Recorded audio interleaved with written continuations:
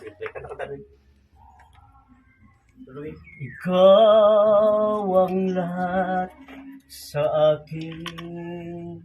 Ikaw ang pag-ibig ko. Sino man ang makapagsasabi na wala ka na. Giliw, giliw ko. Amiga, andito ka? Andito ka sa punto ng asawa ko? Bakit? Ano mo siya? Asawa ko. Asawa mo ba siya? Asawa mo? ko to. Huwag kang maganyan. Dahil ito ang asawa ko. Ito. Paano to ang asawa mo siya? Paano ko to? Ha?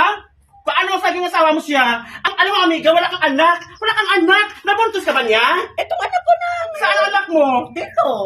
Ano ito na anak mo? Oo, nandito. Ah! Saan dyan? Itong sinasabi ko sa'yo, huwag kang manghumusga muna dahil hindi mo pa alam ang mga nangyayari. Alam mo, amiga, ang asawa mo, naging akin din siya. Asawa ko din yan. Paano mo nga nasasabi yan? Eh kasi nga nabuntis ako dati, nabuntis ako. Alam mo, nabuntis ako kaya nakunan ako dahil ba naman sobra niyang kinakain yung ano ko lagi.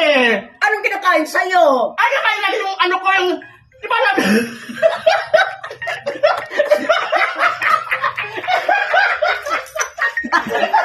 Hindi ba alam yun? Ano yung kinakain niya?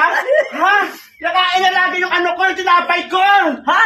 Oo. Ang sabi pa niya, anak ka naman tinapay mo. Ano yung sabi ka? Dahil umiyak-iyak ka kanina, pagkakantaan sa asawa ko. Hay nako, huwag ka na, umuwi ka na. Dahil dito ako, nag-concentrate ako. Ang alis mo dyan, wag ka na kami ka. Wag ka na, wag ka na, alis mo dyan, alis mo naman.